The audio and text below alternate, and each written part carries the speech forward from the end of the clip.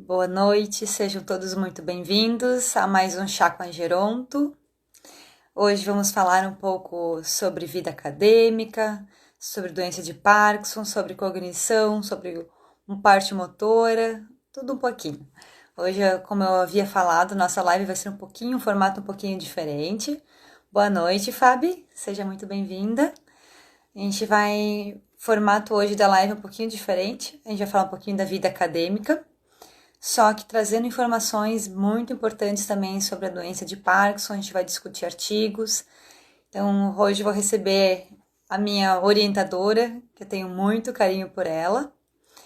E ela que vai estar aí, ela é da USP, professora da USP, titular, professora titular. E a gente vai estar conversando um pouquinho com ela vai estar nos falando um pouquinho como é que é ingressar numa vida acadêmica, como é que é ingressar numa universidade, como é que fazer parte de tudo isso.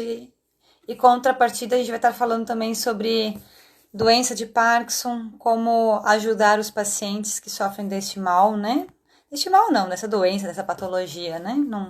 Mal de Parkinson é até um nome meio errôneo.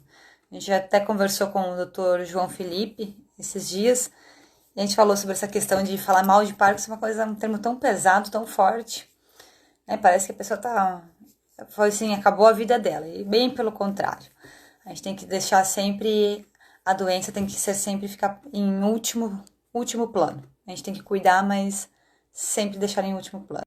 Professora Mariana, já entrou aqui. Vamos só aguardar um pouquinho que ela já deve estar entrando. Oi, professora Mari. Tudo bem? Tudo!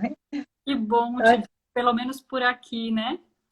Pois é, eu acho que é a primeira vez que a gente se vê sem estar numa vida acadêmica, assim, né, Mari? Sem você estar me orientando. Deixa de Num, ser um pouco acadêmico ainda, né? com certeza, mais descontraído. Ah, sim, bem mais descontraído, né?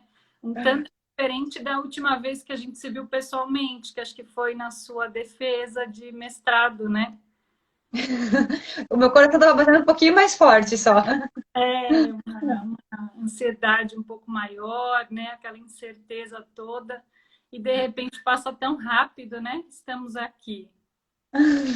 Fiquei pensando esses dias, pensei, nossa, ano passado, nessa época, nossa, eu estava estudando para defesa, tipo assim, já foi, passou. Pois é, foi, Todo o voltou, estresse, o nervosismo, foi. isso mesmo. Então, eu estava apresentando hoje a nossa live aqui, que estava falando que a gente vai falar sobre um pouquinho sobre vida acadêmica, sobre doença de Parkinson, a gente vai estar discutindo os artigos que a gente já publicou, que vamos publicar ainda, que está na forminha para publicação. E Mari, se tu quiser se apresentar também, falar um pouquinho do teu currículo, fica bem à vontade. Bom, primeiro, obrigada pelo convite. A Como gente eu que disse, agradece. é um prazer ter a oportunidade de falar com você, mesmo que virtualmente, né? E poder compartilhar uma parte aí dessa trajetória. Então, meu nome é Mariana Vos, eu sou pesquisadora, sou professora da PUC de São Paulo, principalmente das disciplinas de fisioneuro, de órtese, prótese e amputação. Então, meu universo é bem a fisioterapia neurológica, né? E a gente trabalhou juntas, né? Não sei se você comentou agora nesse comecinho. Então, eu fui orientadora da Fernanda pela Faculdade de Medicina da USP, no mestrado que a Fernanda realizou lá na Faculdade de Medicina da USP, lá no programa de Neurologia. Trabalhamos juntas, aí quanto tempo? A Fernanda a gente já se conheceu quando ela fez a Especialização. especialização lá no HC, né? E na sequência desenvolvemos esse projeto juntas, né? Que durou vários anos, né? Nem lembro muito bem, Uhum. mas eu lembro que teve um tempo até você ingressar oficialmente, né? É. Na faculdade e oficialmente fazer a matrícula, né? Mas já estava trabalhando há muitos anos coletando dados, estudando, né? Foi isso. Ao todo foram 6 anos de gestação, Mari. Passa Foi. rápido assim, quando a gente olha agora, né? Mas na época realmente é um trabalho muito minucioso, né, Fê, que a gente vai construindo assim no dia a dia, muito estudo, muita leitura, muito debate, né? A É, gente faz, a gente pensa que é melhor às vezes fazer uma pesquisa por um caminho, né? Depois a gente vê que não é o ideal, a gente faz de outra forma, acaba às vezes perdendo parte da coleta. É, saem outros resultados de outros lugares do mundo, né? E a gente fala, puxa, mas em outro lugar do mundo estão fazendo assim, assim, talvez a gente possa modificar, né? E, então, a gente fala de 6 anos, mas se pensar para pesquisa, nem é um tempo tão longo, né? Assim, é uma gestação, tem alguns partos aí no meio do caminho, mas quando a gente pensa de pesquisa, a gente pensa para a vida, né? Assim, para décadas de estudo, né? eu estava até conversando ontem com um colega meu que ele é engenheiro florestal. E ele fez mestrado e ele continuou trabalhando dentro da pesquisa. E ele falou assim que agora ele saiu porque acabou a verba, agora o professor dele chamou de novo, mas daí ele quer seguir um outro caminho. E ele falou bem isso, assim, que a pesquisa é tu estar todos os dias pensando e lendo um artigo diferente, tá sempre com a cabeça envolvida ali, e tu tem que saber multidisciplinar. Ele falou assim, no caso dele, ele tem que saber um pouco de bioquímica, um pouco de química, muito de árvore, para poder seguir na pesquisa, que nem a gente, né? A gente tem que saber um pouquinho da neurologia, um pouquinho da ortopedia, muito da fisioterapia, para poder Neuroanatomia, para poder escrever. controle motor, né? Geronto, que mais? Controle neural, Cognição, demência, biomecânica. E aí a gente só assim, numa lista rápida, a gente pode enumerar 10 tópicos diferentes, exatamente. E são 10 universos, né? Então, se a gente falar só de um, você falou biomecânica, por exemplo, aí já teria uma década de estudo, né? Controle neural. Então, por isso, eu acredito que para você, principalmente estava longe da família, eu acho que teve aí uma certa imersão por alguns períodos, né? Assim, de viver o Hospital das Clínicas, viver aquela coleta intensa, toda aquela leitura, né? Mas isso é muito o meu dia a dia, né? Então, eu costumo dizer, né? As pessoas vêm, as pessoas voltam, né? Que nem no seu caso, você voltou, né? Para o seu estado, para a sua cidade. Mas a gente continua ali na instituição, né? Então a gente acaba avaliando realmente, estou falando de décadas, mas nem é brincadeira. A gente acaba avaliando a nossa produção científica, né? De 3 em 3 anos ou de 5 em 5 anos, né? Então não está tão longe de uma década, né? E a gente estava conversando justamente sobre o tema desse nosso bate-papo mais informal, né? Vamos dizer assim. E quando a gente olha para trás, a gente já vê, né, Fê, que tem os 2 artigos já publicados no PubMed, né? Que nós fizemos junto com as meninas queridas do Remove, né? Que é o grupo que estuda transtornos do movimento, né? Reabilitação lá com o pessoal, que são vários fisioterapeutas, tem também uma médica fisiatra lá do Hospital das Clínicas, né? Eu acho que, assim, é uma trajetória que a gente olha para trás, dá uma alegria, né, Fê? Assim, tem todo um caminho, né? Então, acho que teve tudo que a gente conseguiu fazer lá junto com o Remove, né? Tem toda a parte de... Quando a gente fala de leitura, no seu caso, teve muita leitura mesmo, né? Porque a gente acabou fazendo revisão sistemática, a olhou gente para... mudou. Lembra que a E gente fez toda uma revisão era pendendo para um tema, de repente voltamos tudo e fizemos de outro tema. Então, tudo isso, isso. você diz da história da realidade virtual, né? Isso, aham. Porque a gente foi vendo que era um universo tão grande, o equilíbrio para as pessoas, né? Acho que se a gente olhar para o equilíbrio das pessoas idosas, é um tema tão amplo, né? Assim, que se sabe muito, mas tem muitas perguntas também para estudar, para investigar. Daí a gente refina, né? A gente fala do equilíbrio para a pessoa com Parkinson. Ainda assim é um tema muito amplo, né? Também tem muitas formas de estudar, muitos protocolos, muitos estudos que já foram realizados aí nos últimos 30 anos, acho que a gente já pode falar agora, né?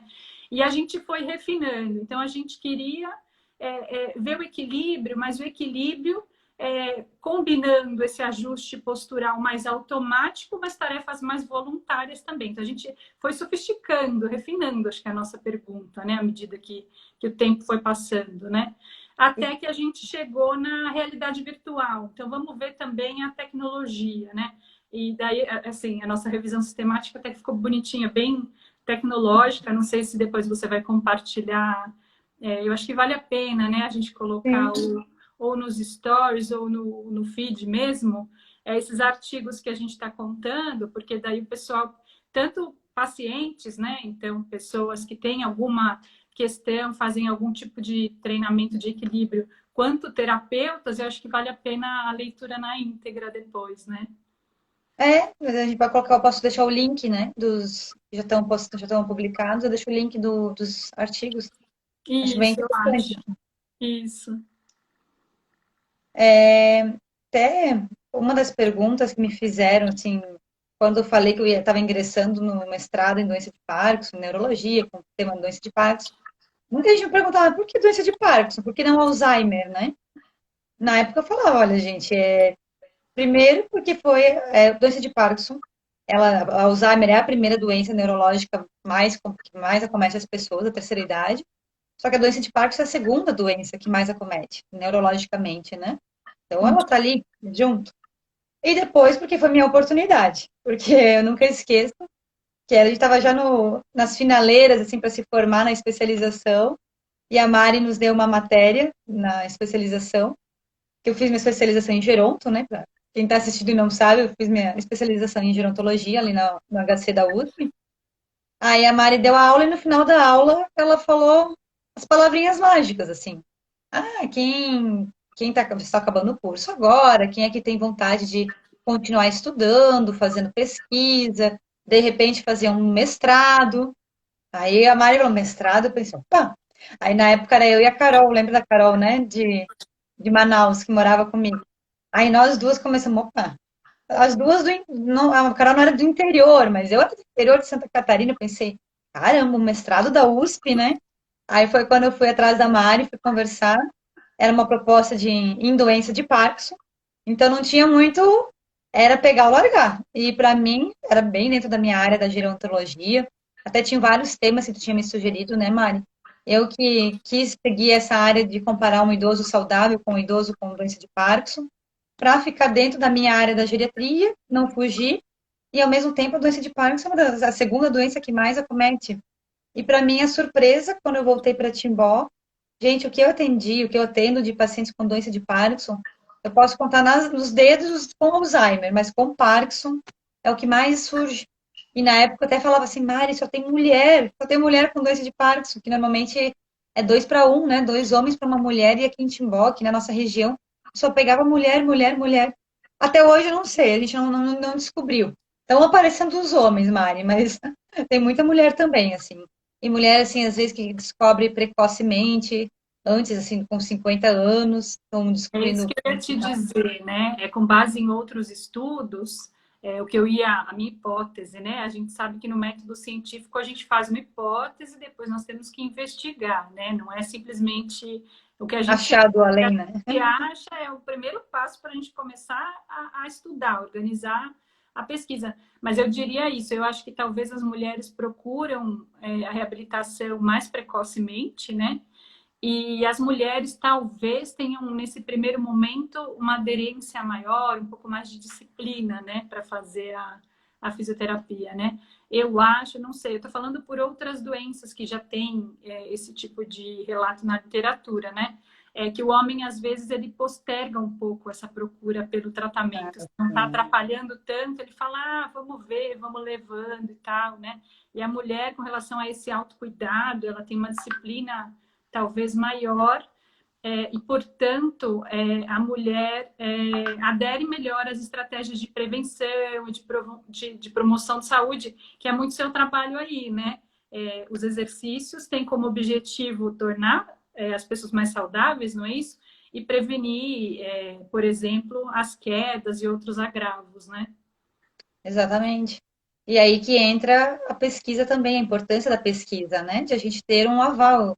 O que eu estou fazendo? Não estou fazendo da minha cabeça as coisas. Eu tenho um conceito, por que que eu estou fazendo isso, se realmente é comprovado que isso melhora ou não, isso não serve para nada.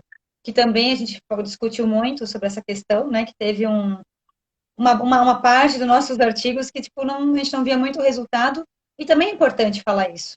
Para novos pesquisadores também, ó, não vão por esse caminho, porque esse caminho não vai trazer um resultado positivo, ou também é importante dizer para o pessoal da parte clínica, olha, não façam um exercício X porque não tem relevância, não tem muita importância, então vão focar no que tem relevância, no que tem importância, que vai trazer um benefício real, né, para o paciente. Então, a pesquisa, ela é um universo, literalmente um universo, né, Mari, que é infinito e que a gente está sempre em busca e muita leitura.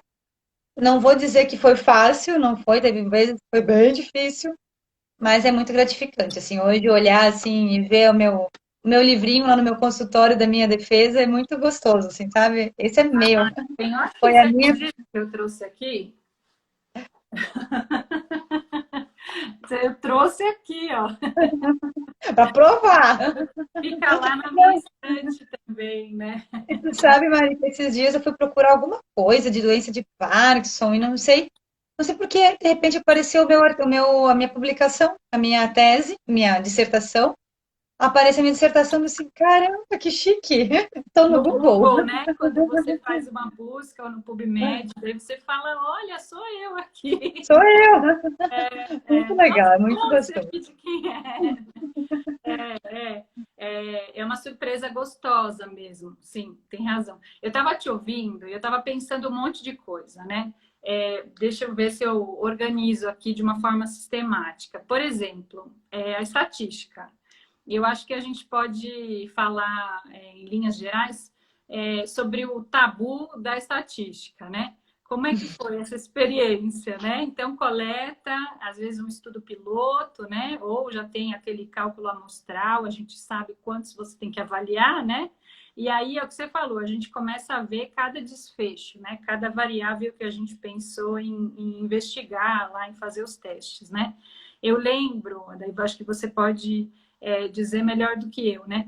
Mas aquele desafio, acho que de compreender tudo, né? E no seu caso, gente, no caso da Fernanda, eu acho que assim era uma estatística complexa, porque em um dos estudos, né, que é o estudo principal da dissertação, foram 3 sessões, né? É isso.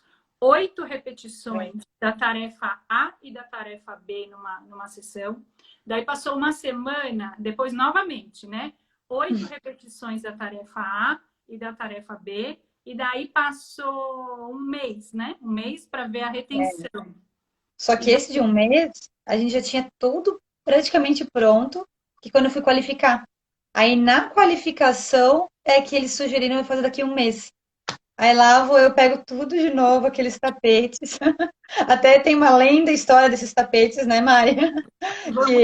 É, Que Então, exato. A gente é engraçado que a gente já imaginou isso, né? Que a gente estava pensando, vamos falar do quê? A gente sabia que uma coisa ia puxar a outra, e é bem isso que está acontecendo, né? Então, além da gente ter encarado aqueles testes pós-hoc, lembra? E deixa eu só dar um tchau, Dani, Dani, querida, obrigada aí pela mensagem. A Dani eu disse que tava não lendo a o mensagem dela. artigo da gente, é isso?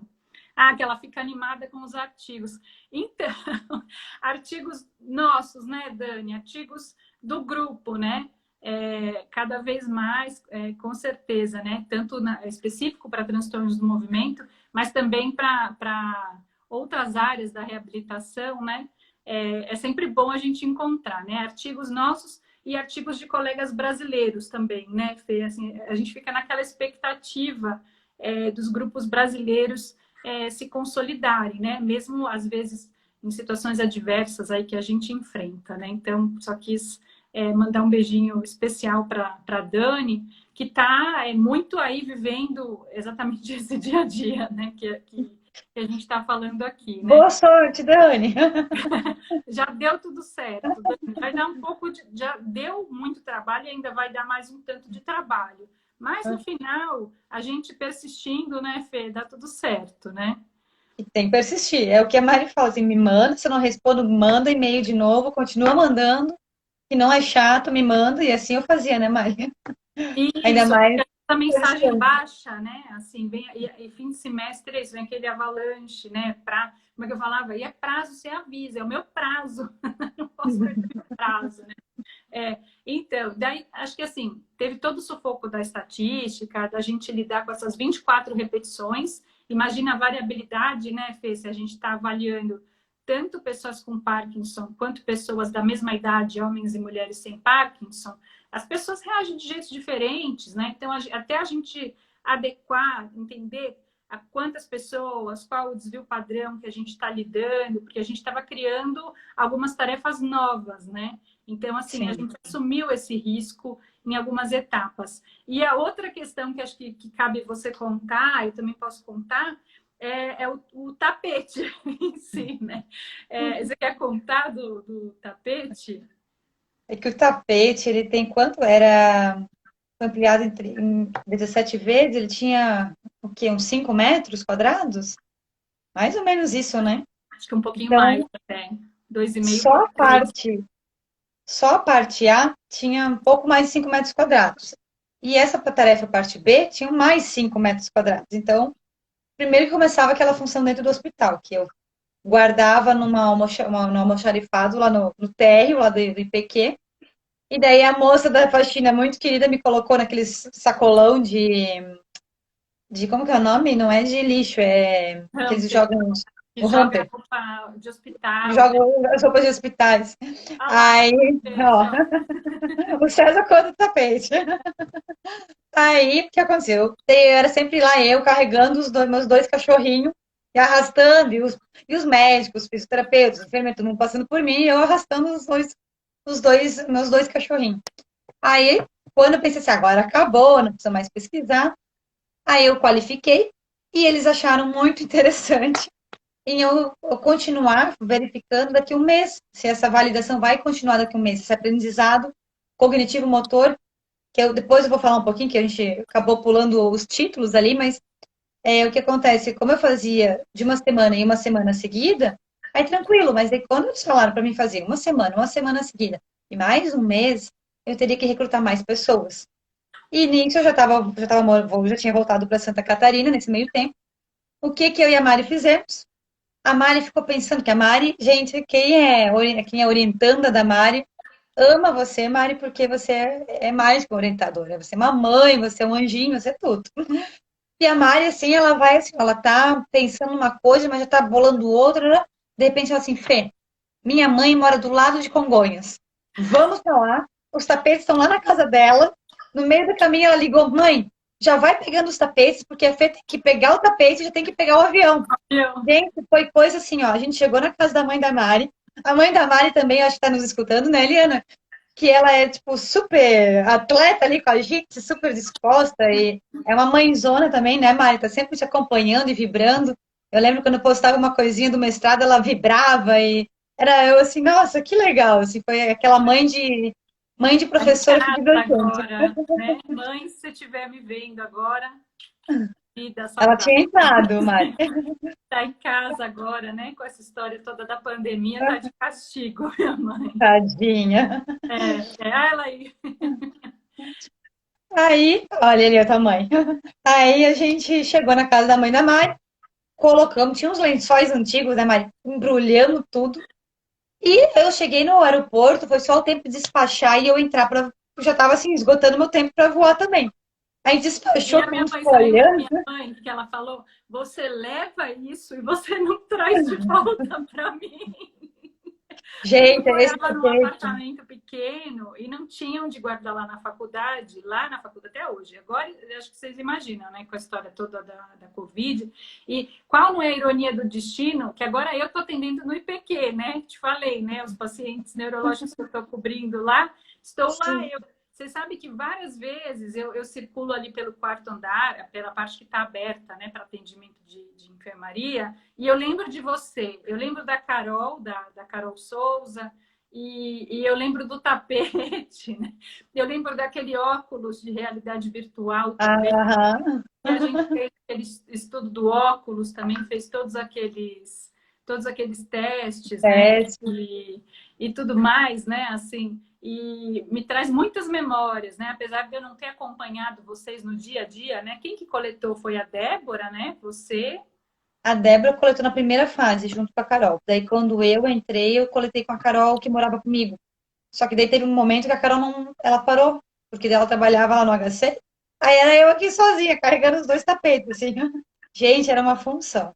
E Cada daí, metro quadrado do HC vale ouro, Renata. nossa senhora. Não, e o pior é que ele é um EVA grosso, só que os números que eles são, eles começaram a descolar. Gente do céu, cada vez que eu tirava e guardava aqueles tapetes, e eu ficava sempre com o coração na mão, porque o tapete não é meu, era da Mari, né? Então não podia perder nada, não podia estragar nada, só que ao mesmo tempo eu já tinha vindo para Santa Catarina. Aí depois eu levei de volta na minha defesa, né, Mari? Aí, gente do Voltou, céu, tá guardado voltou. na PUC, tá trancado, porque a PUC tá fechada, as aulas estão sendo à distância por enquanto, né? Mas ele tá lá, né? Vamos ver. Eu sei que esse tapete tem uma quilometragem, né? Vamos contar, Fê, eu acho que é da onde surgiu esse tapete, o que que é esse tapete que a gente está falando tanto, né? Esse É, tapete, posso começar? Daí eu te passo para falar lógico, brevemente lógico. do meu doutorado, e daí eu te passo a bola, né? Então, num primeiro momento, eu queria, quando eu fiz o doutorado, eu fiz lá pela Neurociências e Comportamento, lá na USP, e eu queria avaliar pessoas em idades diferentes, então entender esse processo de envelhecimento. Então, tinha desde adultos jovens e diferentes faixas etárias até pessoas na faixa dos 80 anos, né? E aí eu queria avaliar uma tarefa que envolvesse marcha, envolvesse locomoção, mas uma tarefa também que tivesse alguma complexidade cognitiva, então que envolvesse mudança de direção, percepção espacial, e além disso, eu queria uma tarefa que envolvesse algum tipo de raciocínio, né? Por quê? Porque no nosso dia a dia, se a gente pensar, quando a gente fala das dual tasks, né, das duplas tarefas, né, que acho que você até colocou como tema aqui do nosso bate-papo, né? Então, quando a gente está falando da dupla tarefa, ou se a gente for traduzir mais para o português, talvez a gente possa dizer tarefa dupla, a gente está falando de tudo, né? Eu agora aqui falando, eu estou buscando, estou fazendo toda uma busca aí de 10 anos atrás dessa experiência toda do doutorado, do que eu pensei, de onde veio o tapete, de porquê e tal, tal, mas tem todo um controle postural, um controle de fala, né? Então, a ideia de fazer uma tarefa que envolvesse algo motor, muito mensurável, como no caso um percurso a ser feito por um trajeto, mas esse trajeto que ele tivesse complexidade cognitiva variável, a ideia era ter uma validade ecológica, ou seja, representar alguma coisa que é um desafio do dia a dia de todo mundo, para que a gente tivesse a base de como é que acontece esse comportamento num envelhecimento padrão, saudável, né, em condições ideais, para depois, num segundo momento, a gente fazer exatamente o que a Fernanda fez, para a gente poder estudar as pessoas com Parkinson também, né? Que são pessoas que justamente têm uma dificuldade nesse controle postural automático. Então, os núcleos da base, a circuitaria de núcleos da base, com tálamo, com córtex, né, essas conexões cerebrais não estão funcionando devidamente, e essas pessoas passam a utilizar cada vez mais áreas corticais, então áreas mais altas do cérebro, né? O córtex é a casca, né? Então essa parte mais externa, mais superficial cerebral, e principalmente mais anteriores, né? Frontais ou anteriores e laterais, frontoparietais, para poder suprir a falha desse controle motor mais automático, né? Então a gente já sabe que as pessoas com Parkinson fazem isso. Se a gente colocasse uma sobrecarga cognitiva, talvez para as pessoas com Parkinson o impacto na locomoção, na marcha, seria maior do que para as pessoas sem Parkinson, né? Então, assim, para contar, né, a história, porque senão a gente só fala Do do que tapete? carregou, que embrulhou no lençol, que foi para lá e voltou, né? Mas, assim, tinha toda uma ideia, uma hipótese, né? E aí a gente precisava de uma tarefa cognitivo-motora, mas talvez eu pensei o quê? A gente poderia pegar um teste cognitivo já bem descrito na literatura, né? Por isso que surgiu o Trail Making Test, ou teste de trilhas, né? No Trail Making Test, a gente tem a parte A e a parte B. Na parte A, tem que conectar números de 1 a 25. Então, se fosse assim, o original de lápis e papel, a pessoa vai ligando 1, 2, 3, 4, 5, 6, 7, 8, até 25. O raciocínio é automático. Você não precisa pensar para saber que depois do 1 vem o 2, depois do 2 vem o 3, né? Mas existe uma percepção espacial que está sendo avaliada, destreza, agilidade, desde o lápis e papel. Daí isso foi feito, então, tanto com lápis e papel, quanto na marcha, então mudando de direção, indo de um círculo ao outro com esses números.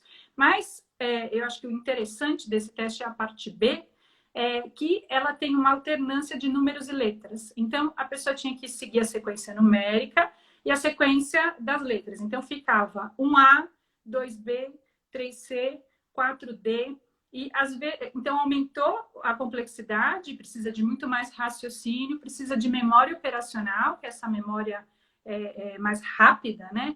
Que a gente tem que ter esse processamento praticamente online, né?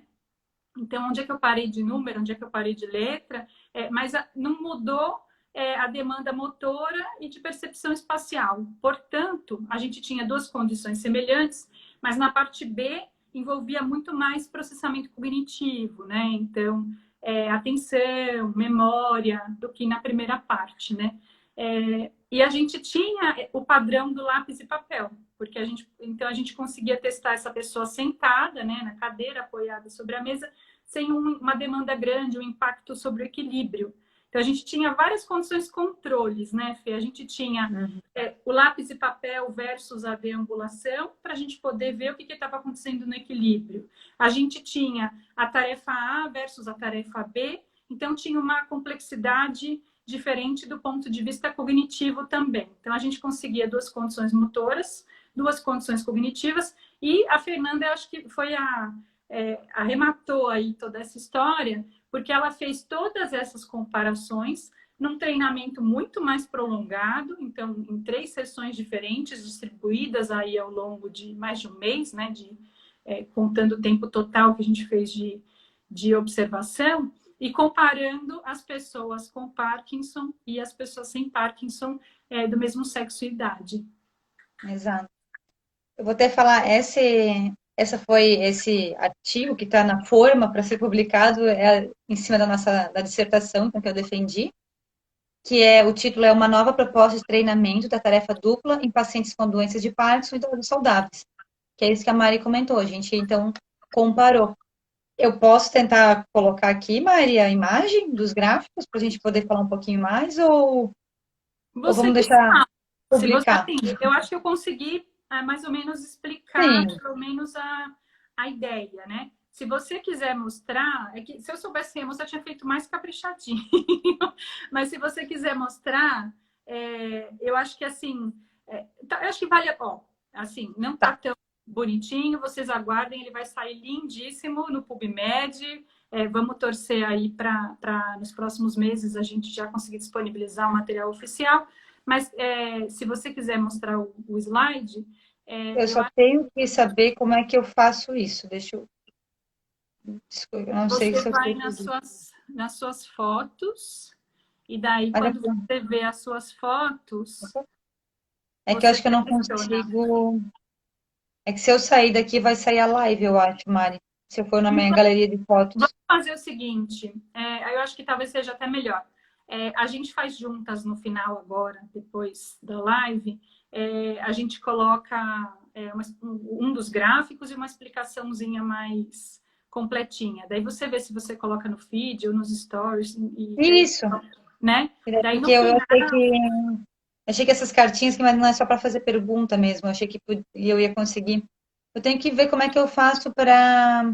Se alguém souber aí que está assistindo a gente, se alguém souber como é que eu puxo uma imagem para aparecer aqui para vocês, podem me falar que eu tento fazer. Porque eu acho que se eu Então, sair daqui assim, vai cair. você tem que salvar no seu celular, nas suas fotos. Eu não sei se você já fez isso. Você Já. está salvo. E daí Tá você salvo. consegue aqui embaixo. Aqui no meu não tem, só você, né? Que você que chamou a live, né? Você tem como você selecionar uma foto aqui embaixo. Mas não é nenhuma dessas. Ah, nos 3 pontinhos aqui. Isso. Não. Tá desativado.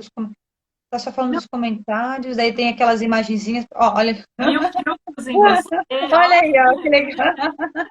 É isso aí que tá acontecendo, ó. Então, mas fica tranquila que depois a gente faz. Assim, eu estou Tá. mais comentando isso porque algumas pessoas conversaram comigo e tal. Eu quero estudar dupla tarefa em paralisia cerebral, ou eu quero estudar doença de Hum, Parkinson, mas eu não sei muito bem ainda como é que eu vou organizar a minha pesquisa e tal. A gente pode colocar algumas informações e outra, né? Eu acho que se as pessoas depois quiserem também uma opinião, quiserem trocar uma ideia, a gente fica à disposição, as pessoas podem é, escrever e a gente responde, a gente conta aí de forma mais aprofundada, pode mandar esses dados preliminares aí para as pessoas terem uma ideia. Acho que até quem quiser acessar, eu deixo também o link da dissertação. E daí é só entrar na dissertação, tá lá online, né? Mais fácil. E isso. daí vai, quem quiser realmente ver e tiver curiosidade, pode ir lá acessar a dissertação online, que daí as imagens estão todas bem bonitinhas lá, coloridas. Isso. E, Porque, você, e as pessoas têm na biblioteca da USP, né? Online. As pessoas conseguem baixar na íntegra, né? isso. Uhum. Pronto. Porque eu acho que é bem legal, porque acho que vai entender melhor essa diferenciação. Na verdade, então, a gente fez 8 repetições da tarefa A, 8 repetições da tarefa B numa semana. Na semana seguinte, a gente repetiu as oito repetições das duas tarefas. E depois de um mês, a gente fez de novo. E junto com isso, também a gente aplicou os testes. A gente refez o Trail Make Test no parte escrita. O Berg a gente fez só no primeiro e no final. O Berg é uma escala de equilíbrio, né? Para avaliar o equilíbrio desses pacientes, para a gente ver se melhorou ou não, se teve alguma diferença. O Time It Up and Go Test, que é aquele que o paciente levanta, caminha 6 metros e volta, e senta. São 6 ou 5 metros, né? Ele 3 caminha, ele volta, 3 metros, é. E ele isso. senta, e a gente cronometra. Então, e todos os testes, isso também é legal, às vezes, quem está entrando, assim, né, nessa área acadêmica, que não sabe, assim, muito, não tem muito conhecimento, todos os testes, eles têm um score, assim, de padrão máximo mínimo. Então, por exemplo, o Mini-Mental, que avalia a parte cognitiva. Então, quanto maior a escolaridade, maior a pontuação. Se esse paciente fizer uma pontuação muito baixa e tiver uma escolaridade muito alta, isso já dá um déficit cognitivo, já está me anunciando que tem um déficit cognitivo. E também, dependendo do valor que dava, a gente excluía o paciente da pesquisa. Assim como o Trail Make Test também, tinha um tempo limite para fazer o teste. Mais de 300 segundos na parte B, na parte A, ele também seria excluído, porque na parte A é um teste muito rápido. A maioria dos pacientes faziam em 30 segundos a parte A. E a parte B, sim, a parte B levava, o mínimo que levava era 1 minuto e meio, assim, difícil o pessoal ir mais rápido do que isso, assim, sabe? Mas, então, tudo isso a gente vai, tem vários testes nos bastidores que a gente fazia e depois colocava nos tapetes para fazer todas essas comparações. E que daí vem essa análise estatística aí, para a gente ver se houve melhora, se não houve. Teve uma primeira versão, a gente também tentou fazer o delta cognitivo, lembra, Mari? Que, Nossa, nossa, aquele. legal que você está falando, porque no trail making test de lápis e papel, eles fazem esse delta, né? Porque como a parte B Uhum. é mais difícil, a história de fazer o 1A, 2B, 3C envolve mais raciocínio, demora mais tempo para fazer. E daí era o tempo que demorava para fazer essa parte B, menos o tempo que demorava para o A, né? Que é o 1, 2, 3 e assim por diante. E daí tinha esse delta. Esse delta seria uma medida cognitiva pura, né? Que é o que, pelo menos, os idealizadores do Trail Making Test acreditavam nisso, né? É, Exato. no tapete, o que a gente percebeu, é interessante a gente falar isso. Aí eu acho que você tocou num ponto bem interessante. Na doença de Parkinson, às vezes 2 mais 2 não dá 4, né? Às vezes 2 mais 2 dá 8, 2 mais 2 dá 10. Por quê? Porque se essa pessoa, para ela andar, mudar de direção, ela já está usando essas áreas corticais mais altas, ela não está conseguindo processar esse equilíbrio, o ajuste postural, os passos, né? Todo esse controle da marcha, essa mudança de direção, de uma forma automática, então já tem uma sobrecarga cortical. E daí, se você der uma tarefa cognitiva adicional, não vai dar certo, né? Então, na verdade, o tempo não vai aumentar de forma proporcional. Ele vai piorar muito tudo, né? O cognitivo, ele vai piorar o motor também. E para o paciente com Parkinson, ele pode ter o episódio de freezing e pode ter queda também, né? Então, a gente está falando aí de um risco, né? E a gente está justamente num dia importante para falar sobre isso, né? Sobre as quedas, né? Então, justamente, eu acho que cabe a gente colocar aqui, né? É um paciente que tem um maior risco de quedas. E a gente sabe que o paciente com Parkinson, ele cai na hora que ele tem que reprogramar, né? Então, ele está executando, ele está andando num lugar plano, num lugar reto, ele tem que passar por uma porta, por algum motivo isso desorganiza espacialmente, ou ele para falar com alguém, ou alguém está passando, alguém chega, ele vai atravessar uma rua, ele tem que parar, esperar o tempo, calcular, né, o tempo que o carro vem, que ele vai atravessar, ele tem que reajustar essa velocidade dos passos, né? Então, a gente sabe que essa associação de tarefas cognitivas, e claro, quando a gente fala das tarefas duplas, a gente tem que pensar também nos aspectos visuais, auditivos, mnemônicos, né? Tem tarefas que precisa falar nome de animais, nome de frutas, então também tem uma sobrecarga do sistema de memória. A gente tem que entender que todos esses recursos, eles estão competindo, né? Se nós pensarmos na teoria do gargalo, é aquela teoria que fala que nós temos recursos atencionais limitados. Então, chega uma hora que não dá, é um gargalo mesmo, né? Não tem como aumentar esses recursos, né? Então, para esse paciente com Parkinson, que já tem uma ativação maior, desse controle mais voluntário, para tarefas que até então, anteriormente, eram automáticas, esse gargalo atencional acontece antes do que vai acontecer para uma pessoa sem Parkinson, né? Então, o impacto dessa parte B, dessa tarefa de locomoção, que a gente chamou de WEFT, né? Que é um Walking Executive Function Test, né? Então, é um teste que envolve marcha e função executiva, vai ser maior para as pessoas com Parkinson. Exato. Até a Mari falou agora hoje falou da queda do idoso, que hoje é o dia de conscientização de prevenção de quedas nos idosos. Até eu postei um linkzinho, quem quiser depois saber um pouquinho mais sobre isso, está no feed do Instagram. Eu falei exclusivamente do idoso e a queda. Eu falei um pouquinho sobre o ciclo vicioso, que o idoso ele sofre uma queda, com isso ele tem medo de sofrer uma nova queda, então ele acaba ficando mais sedentário, acaba ficando mais sentado, isso diminui força muscular, perde mais massa muscular, e daí quando ele for caminhar e ter uma função de novo, ele corre muito mais risco de cair novamente. Então, a gente fala que é um ciclo vicioso. E dentro do nosso assunto aqui, uma das discussões que eu fiz na discussão do nosso trabalho é sobre isso, que a doença de Parkinson, dentro das doenças neurológicas, é a que mais provoca quedas nos pacientes. Exatamente por causa disso, por causa das questões dos sintomas motores, que tem uma rigidez articular, tem uma diminuição do movimento, uma lentidão, e principalmente por causa do freezing, que é o ápice, né? E o nosso trabalho com o tapete foi exatamente esse, a gente vê quais eram os benefícios, e se a gente conseguia ter um aprendizado cognitivo motor em cima de uma tarefa de deambulação funcional, que seria essa tarefa do tapete. Mari, vamos falar um pouquinho da realidade do segundo artigo, por causa do nosso tempo, eu acho. Eu acho que deu para falar bastante sobre esse, né? Foi bem legal. Acho que a gente podia quase que fazer uma live por artigo, porque a gente vai que vai. Eu queria só fazer uma síntese, porque eu estou pensando aqui, se as pessoas estão ouvindo isso que a gente está falando, elas podem estar pensando, tá bom, mas eu tenho Parkinson, eu tenho risco de queda, eu também sair me arriscando, também não é uma estratégia boa, né? E daí você falou desse ciclo vicioso. E daí o que eu faço para sair desse ciclo vicioso? A pessoa pode estar pensando isso, né? Porque num estudo anterior, nós verificamos que as pessoas até com mais percepção corporal e com mais escolaridade eram as que pontuavam mais alto no medo de cair, né? Então, tudo indica que a pessoa que está com medo de cair, se ela tem uma percepção corporal maior, esse medo também não é totalmente infundado, né?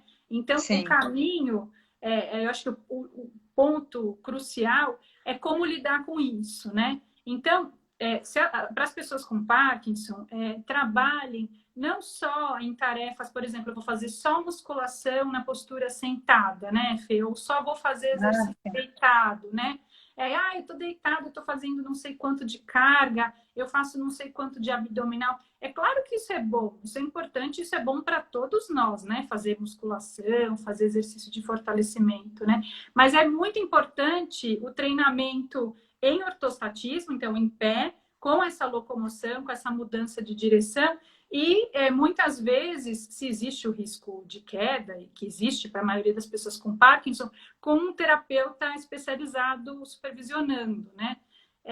E com o tempo, esse terapeuta vai fazer um programa de exercícios que podem ser realizados em casa, mas aí tem uma série de recursos, né? Eu acredito que você, quando você orienta os seus pacientes, você fala, ou você fica aqui perto de uma cadeira, você se apoia no corrimão assim assado, você faz quando você estiver na sua casa com um parente do seu lado, né? Tem uma série de recursos que a gente pode utilizar.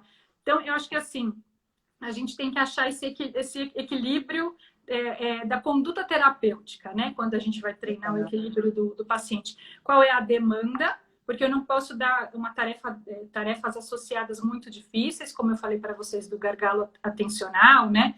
Porque vai ter uma sobrecarga e vai ter o freezing ou vai ter a queda, mas eu também não posso subestimar, né? E fazer atividades muito fáceis, né? Então, Exato. eu acho que o caminho é esse, né? Então tem que ser um treino bem personalizado para cada paciente, né, Fê? E eles vão sendo reavaliados continuamente. Eu sempre falo assim, eu tenho até colegas que falam assim, mas precisa avaliar o paciente? Gente, eu sempre falo, a avaliação é a parte primordial, a parte mais importante de uma conduta fisioterapêutica. Porque na avaliação que eu vou enxergar quais são as necessidades desse paciente. Porque dentro da doença de Parkinson, tem pessoas que não vão ter freezing, tem pessoas que têm, tem pessoas que às vezes a dificuldade dela vai ser de colocar uma roupa, de trocar de posição na cama, tem pessoas já que não tem nada disso, estão com mais, assim, às vezes uma demência, vai perdendo mais memória, mais rapidamente, então cada pessoa vai ter uma reação diferente à doença. Então, a gente não pode colocar, que nem fazer uma receitinha de bolo e é tudo igual para todo mundo. Não, porque se uma pessoa que não tem déficit de equilíbrio, não tem nada, nesse primeiro momento eu vou focar no que ela está precisando. Talvez com o passar dos anos ela vai vir a ter. E daí já tem que começar a pensar nessas estratégias também. E já ir trabalhando essas estratégias para prevenir lá na frente também e cessar, assim, né? Retardar o máximo esses sintomas do Parkinson. Então, realmente, uma boa avaliação, você ganha aí todas as suas sessões aí. Isso, Maria, acho que prevenir isso que você falou, né? É bem melhor do que remediar, né? ah, Então, sim. E é nítido, promover assim. esse bem-estar e prevenir as quedas, a gente sabe o impacto que uma queda pode ter, Ah, né? sim. Pessoa, uma fratura, às vezes bate a cabeça, pode ter algum tipo de hemorragia intracraniana, é bastante perigoso, né? Eu lá onde eu trabalho agora no HC, justamente, infelizmente, eu atendo os pacientes que têm as consequências dessas quedas, né? Que acabam indo para uma internação hospitalar por conta disso, né? Então, esse acompanhamento ambulatorial é tão importante quanto o medicamento, né? É tão importante Ah, quanto sim. a levodopa ou a pessoa que tem pressão alta ou antihipertensivo, né? Ela fazer a fisioterapia e fazer com regularidade, às vezes a gente, como não é uma cápsula, né? A gente acha que não tem o mesmo efeito. Mas a gente fez, né? E lê pesquisas inúmeras, né? É tão bom, é tão importante quanto o medicamento, a cápsula lá que você tem o horário certinho para ingerir. Inclusive, é nítido, assim, o paciente que não faz, o paciente que faz. Eu tenho um paciente que ele faz e volta e meia assim, agora eu vou parar. Porque eu não estou mais vendo, às vezes, assim, agora deu. Aí, não passa um mês, às vezes, ele está voltando. Porque ele decai muito, é muito rápido. Porque às vezes a gente chega numa constância, a gente tem um avanço e chega numa constância. Então a fisioterapia chega num momento que a fisioterapia ela está ali uma manutenção. Só que se a pessoa, daí é o momento que a pessoa assim, deu, né? Vou me dar alta. No momento que ela faz isso, é um gráfico que declina, assim, ó, e declina mesmo, porque as partes motor, a questão motora, ela é muito forte, muito presente na paciente com Parkinson. Então dá aquele up, assim, de que, opa, preciso voltar. Então a fisioterapia, assim, a gente vê resultados da prática, né? O quanto, tanto na teoria dos estudos, da pesquisa, quanto na prática. E Mariana, contas também, eu acho que não tem muito sentido a gente fazer tanta pesquisa, ler tanto, fazer tanto estudo, utilizar um espaço público, né, por exemplo, como o Hospital das Clínicas, como a gente está falando aqui, e não utilizar isso, não traduzir para a nossa prática clínica, né, para a melhora dos nossos pacientes. Acaba ficando também um esforço que, em parte, não tem muito sentido, né? É bom porque avança a teoria, os conhecimentos, a reflexão, mas o interessante da fisioterapia na doença de Parkinson é que muito do que a gente estuda, muito do que a gente faz na pesquisa clínica, a gente consegue aplicar diretamente, né, no nosso dia a dia. uhum, Então, a gente acaba se tornando fisioterapeuta melhor, de melhor qualidade. Então, essa é outra acho que, informação bastante relevante para os pacientes que estão acompanhando aqui. É interessante checar essa trajetória do seu fisioterapeuta, né? Se o fisioterapeuta tem prática, tem experiência, tem estudo na área, por exemplo, da doença de Parkinson. exato, a gente vê muito assim. Aí em São Paulo não, porque São Paulo é uma cidade muito grande, então tem subespecializações, né? Eu vejo assim, para minha tia mora em Porto Alegre, lá tem especialista só em mão, só. E aqui é mais difícil tu encontrar um fisioterapeuta que vai trabalhar só com a mão. Mas a gente é muito generalistas que às vezes trabalham com tudo. E realmente tem doenças, tem às vezes até a própria geriatria, assim. Esses dias eu fui com a minha colega, ela quer que eu atenda a tia dela, a tia-avó dela. Que é família, tá? Ela não quer que eu atenda. Assim, eu fui tentando conversar e ela me cortava, ela fazia umas perguntas e eu ficava olhando assim, "Sim, mas não tenho por que tu perguntar isso." Eu ficava pensando comigo, né? E daí assim, mas por quê? Porque ela é da ortopedia, ela trabalha com a parte desportiva da fisioterapia, tanto é que ela queria que eu atendesse a tia-avó dela, porque eu sou da geriatria, e até teve, porque eu falo muito para ela sobre trabalhar, por exemplo, com pé diabético, trabalhar para percepção. Só que na hora ali ela queria que a tia-avó dela caminhasse na brita de pé descalço. Assim, não, não dá para caminhar na brita porque pode cortar o pé, pode machucar e vai ser muito pior. Então é importante estimular, mas a gente tem que saber quando e como estimular. Assim como na doença de Parkinson, assim como outras áreas da fisioterapia, a gente não é só, eu aprendi uma vez, eu vi uma vez, não, a gente, que a vida acadêmica em especial, né, Maria, ela é muito assim ela é muito de a gente estar tá sempre se reciclando, tá sempre, é que nem aquele artigo que a gente estava fazendo, puxa, a gente ficou em cima de um artigo, de repente estava ficando defasado, questão de um ano estava ficando defasado, vamos mudar, vamos trazer para a realidade virtual e até eu vou perguntar aqui, a Nana Ferrari perguntou sobre o tapete tinha função apenas de avaliar ou treinar também. Isso até foi uma questão bem discutida, né, Mari? Opa, tem mais perguntas aqui também. Tem mais perguntas, Que eu parei lá no dela. Bom, o tapete, no início a gente até estava com o título de avaliação. E daí depois, com a qualificação, com todas as ideias surgindo, aí a gente passou para um treinamento, né? A gente, até que o título também virou um treinamento. Né? Eu falei teste, mas virou task, né? Virou tarefa de função. Virou uma tarefa. Walking E Executive Function Task, virou uma tarefa, né? E daí os testes passaram a ser o TUG, o BEG, nós utilizamos os 6 minutos, assim, nós fizemos, acompanhamos uma casuística enorme, né? E em diferentes momentos testamos diferentes protocolos de avaliação, né?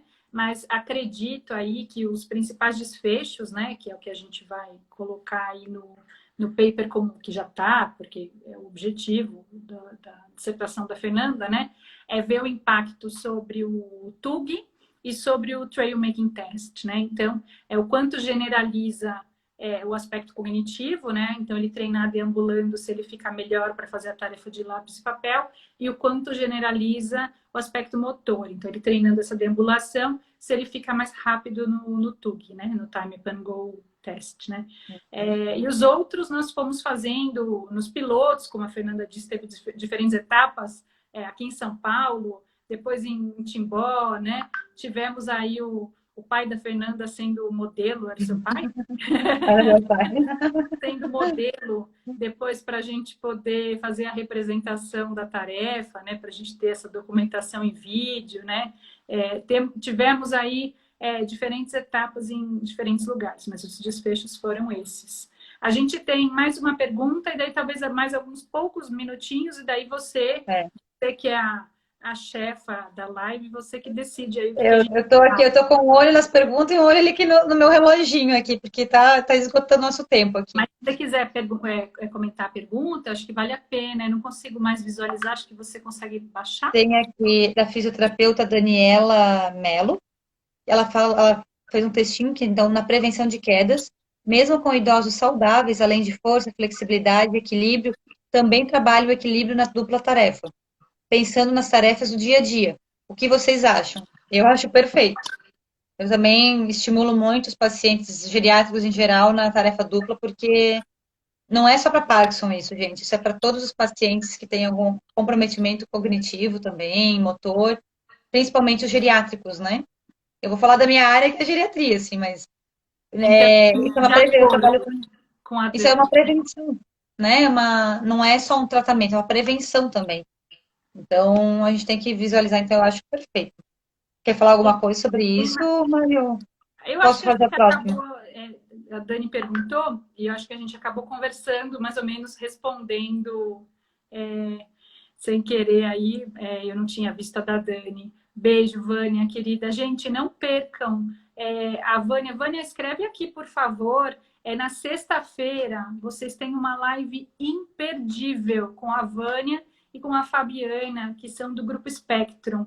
Vânia, se você puder colocar aqui, eu falo certinho o dia e o horário. Se não, acompanhem aí nos stories.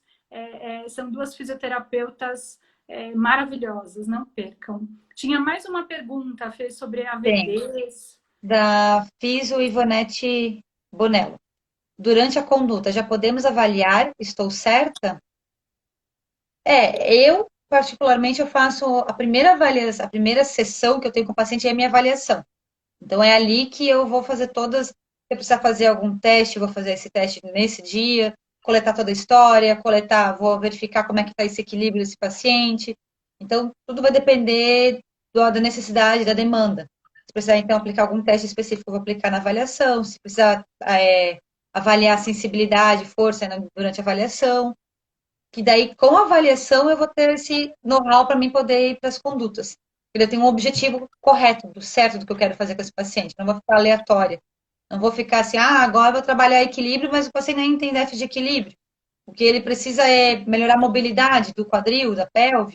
Então, tipo assim, para a gente poder focar mesmo, né? Então, para isso que é importante ter uma boa avaliação.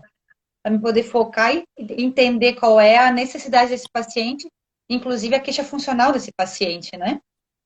Vamos ver. Aqui, a Vânia escreveu, sexta-feira, dia 26 às 21 horas. Desfraude da criança com TA, Transtorno déficit do espectro autístico. do autismo. Uhum. Isso. Então, Ai, que bacana esse título. isso. Vocês podem Parabéns, menina. acompanhar Muito lá legal. pelo Spectrum Fisiotea, né? Então, quem quer saber mais sobre desfraude, eu sei que vocês falam muito aqui sobre as questões de incontinência urinária e tal, no idoso, né? No adulto, né? Sim. Mas eu acho que quem quiser também ouvir, saber mais sobre essas questões nas crianças, nos adolescentes também, que tem aí outras comorbidades, é uma live bem interessante, eu recomendo Vânia, bastante. desculpa me intrometer na live de vocês, mas se eu puder dar uma sugestão, quando eu fiz o título que eu fiz com a live com um neurologista, a gente fez doença de Parkinson e incontinência urinária. Teve gente que não sabia o que era incontinência urinária. Então, tirem o TEA e coloquem realmente autista ou um termo mais popular para as pessoas entenderem, porque às vezes elas não vão. Quem é físico que trabalha nessa área vai entender, a não ser que vocês queiram pegar só esse público, né? Mas se vocês Então, mas eu quiserem acho pegar. acho que lá na página, então, que ela colocou aqui, escreveu para a gente ler de forma resumida. Ah, tá. Mas eu acredito que lá a Vânia fez até nos stories lá do Spectrum alguns vídeos explicando bem qual que é o objetivo, né? Ah, legal. E olha, e a Vânia já, Uhum. ela já vai escrever por extenso. Obrigada pela É sugestão. porque se vocês querem pegar gente, tipo, leigo, assim, ou pais, né, que têm os seus filhos, acho que coloquem no termo mais simples para as pessoas, elas vão captar e vai ser um sucesso.